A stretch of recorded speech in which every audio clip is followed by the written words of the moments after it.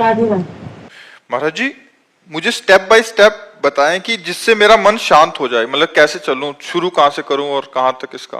भोजन सुधारो, सबसे पहले भोजन सुधारो, अल्पाहार करो, नींद सुधारो। नींद सुधारने का मतलब 5 घंटे या 6 घंटे जो टाइम रखो वो रात्रि में होना चाहिए और ब्रह्म मुहूर्त में उठना चाहिए। अगर स्टेप बाय स्टेप चलना चाहती हो तो पहले भोजन सुधारो। आपका भोजन सात्विक होना चाहिए, पवित्र होना चाहिए और धर्म के द्वारा कमाए हुए धन से होना चाहिए। दूसरा, आप अपनी नींद सुधारो। नींद में 6 घंटे सोने को होने चाहिए। 10 बजे से लेकर 4 बजे तक कितना समय हुआ है? हाँ, 4 बजे ठीक ब्रह्म मुहूर्त में उठ जाओ।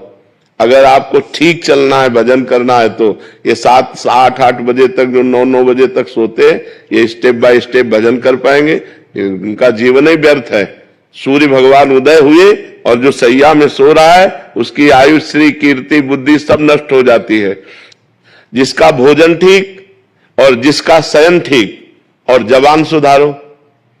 हर समय नाम जप करो, मौन का आश्रय लो। अगर उत्तर देना है तो उचित शब्दों का उत्तर दो, व्यर्थ की वार्ता ना करो। वाणी संयम में, जिसका सुनना संयम में। हम गंदी बातें न सुने, प्रपंच न सुने, भगवान की लीला कथा सुने, भगवान की चर्चा सुने, संत वाणी सुने, शास्त्रों की वाणी सुने, तो हमारी श्रवण इंद्रिय पवित्र। जब हमारी एक एक इंद्रिय पवित्र हो जाएगी तब हमारा मन भगवान में लगने लगेगा। और समस्त शास्त्रों में वर्णन है, नवधा भक्ति से श्रेष्ठ कोई साधना नहीं है।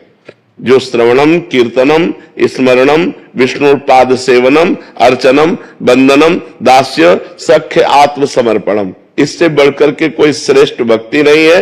9 प्रकार की भक्ति ही प्रेम लक्षणा भक्ति प्रदान करती है। पर हम पहले अपने आचरण सुधारें, हर इंद्रिय को पवित्र करें।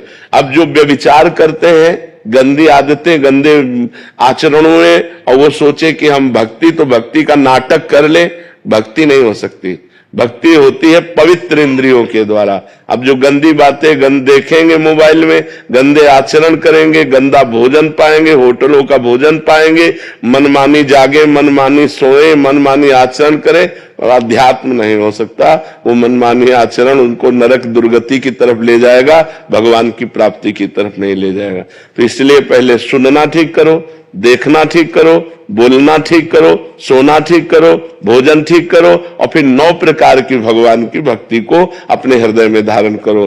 भगवान का ही श्रवण, भगवान का ही कीर्तन, भगवान का ही स्मरण, भगवान का ही पूजन। भगवान ही हमारे मित्र हैं, भगवान ही हमारे स्वामी हैं। भगवान को आत्मसमर्पण, अर्चन, वंदन, इसी से भगवत प्रेम प्राप्त हो जाता है।